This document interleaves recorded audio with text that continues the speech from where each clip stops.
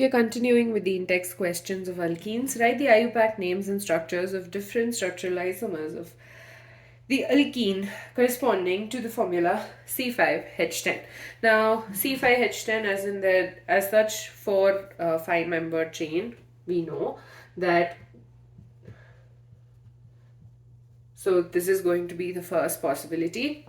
The second is going to be with 4 carbon atoms long. Right, and the third is going to have 3 carbon atoms, but because there's a double bond involved in this, 4 carbon, yeah, so there's a double bond involved in this case. This cannot be one of the isomers possible for a 5-membered chain. Now we'll be considering the double bonds in these 2 cases alone. So for a straight chain, we can either have it as a CH2 double bond, CH single bond, CH2, CH2, and a CH3. 1, 2, 3, 4, 5. 3, 4, 5, 6, 7, 8, 9, and 10. So this is called as pent 1 ene. Right, now the double bond can be in between these 2 carbon atoms as well. So that is CH3, CH double bond, CH single bond, CH2, CH3. So in this case, the second carbon atom has a double bond. So it's pent 2 ene. Now, when we consider this bond, right, if there was a double bond over here, it would have numbered as 1, 2. So the second carbon atom only is going to have the double bond in that case. So that's basically this compound. Now, in this case, you can have a double bond between these 2 carbon atoms, right? So the structure would become CH2 double bond C, CH3, CH2, CH3, 3, 4, 5, 6, 7, 8, 9, and 10.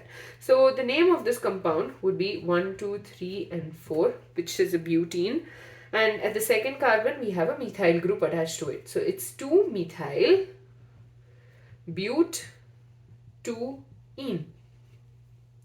Next, we can have a double bond between these 2 carbon atoms, right? So it's CH3 single bond, CH3 double bond, CH, CH3.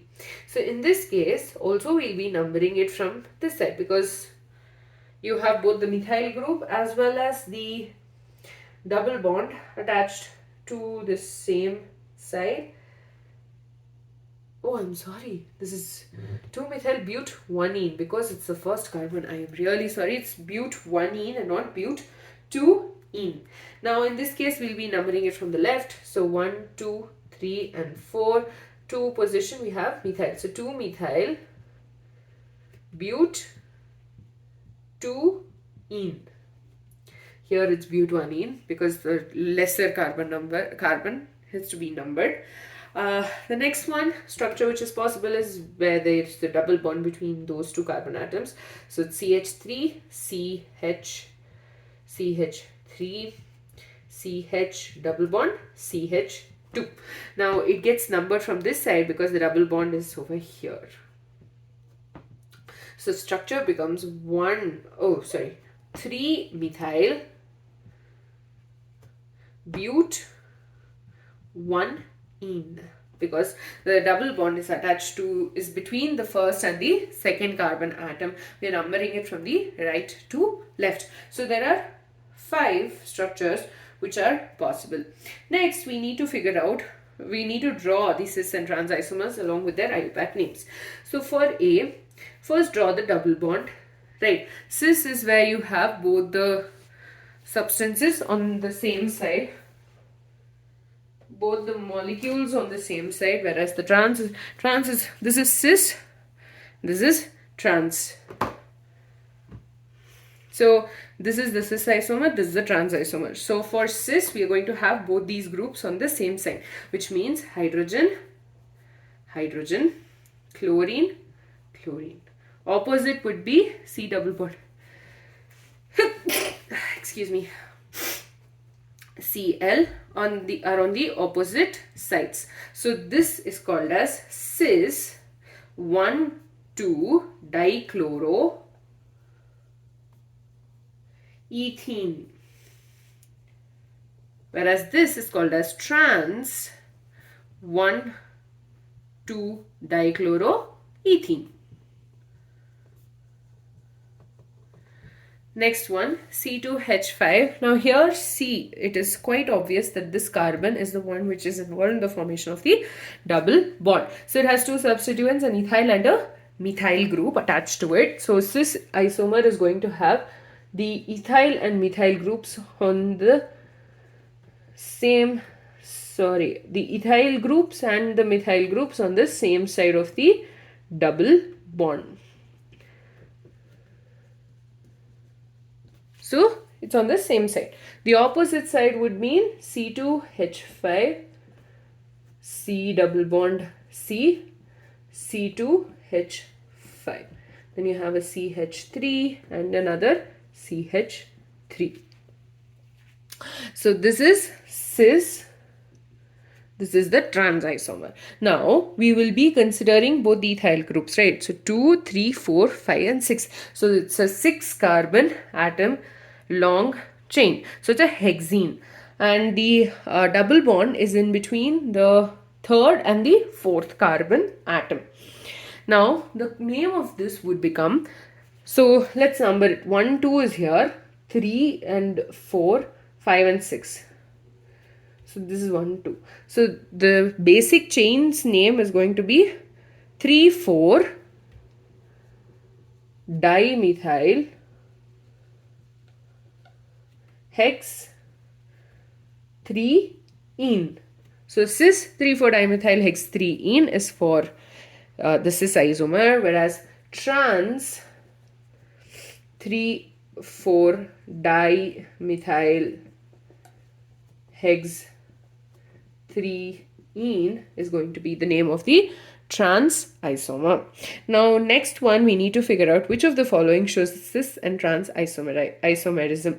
So the main thing you need for an cis-trans isomer is to have similar groups. If you remember, I told you that if there are different groups, then there is another nomenclature which we use to denote them. But for cis and trans, we need similar groups attached, or the same types of groups attached to both the carbon atoms of the double bond.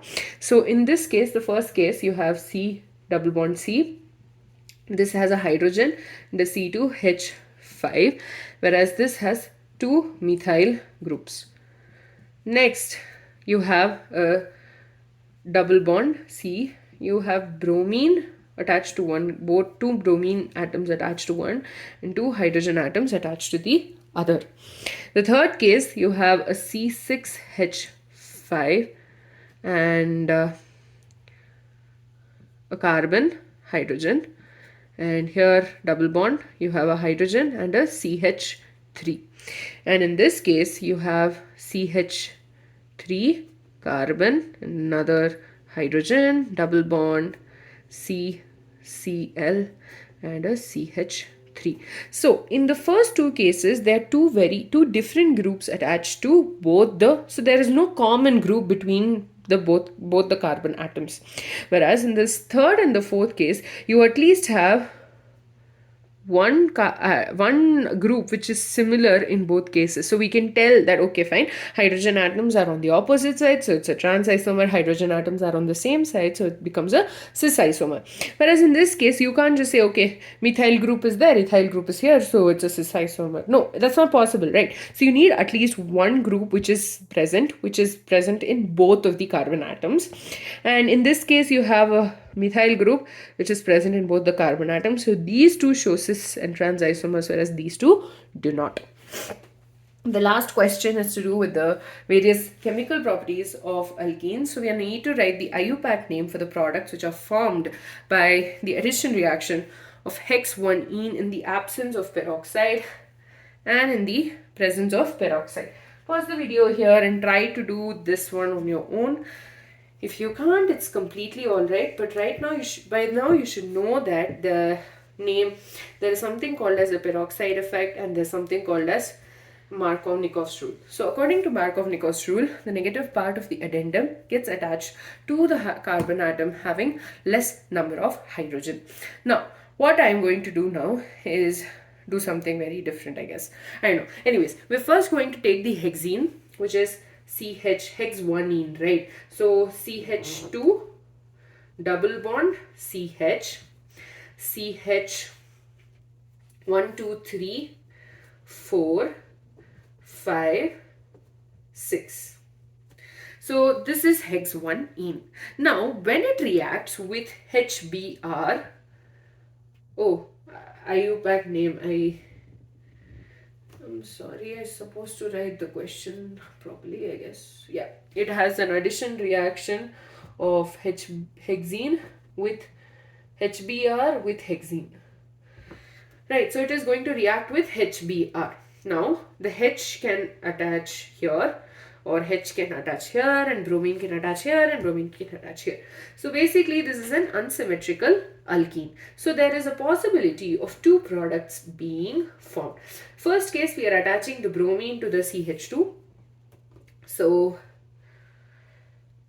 the product is going to be CH2Br, single bond CH2, CH2, CH2, 1, 2, 3, 4, 5, and 6. So we are going to get one bromo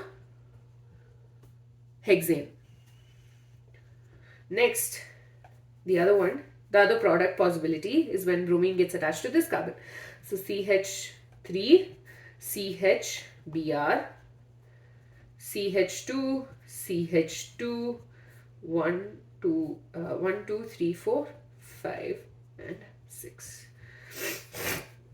2 bromo hexane.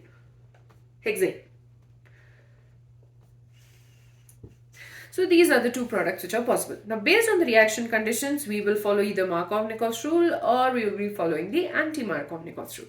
Now, the Markovnikov's rule states that when unsymmetrical alkene is involved, the negative part of the addendum or the addition or the compound which is going to come in attack, the negative part of that is going to get attached to the carbon atom having less number of hydrogen. Now, in this case, this carbon has lesser number of hydrogens, this has more number of hydrogens. And in the absence of peroxide, it's the Markovnikov's rule that gets followed. So, 2-bromohexane is going to be the answer when it is in the absence of peroxide. Whereas the 1-bromohexane follows the anti-Markovnikov's addition, which means that the negative part of the addendum is going to get attached to the carbon atom having more number of hydrogens, which is this one. And so this is going to be for the presence or in the presence of peroxide. With that, we're done with the in-text questions for alkenes. I hope you understood all of these, and we'll be continuing with alkynes in the next video.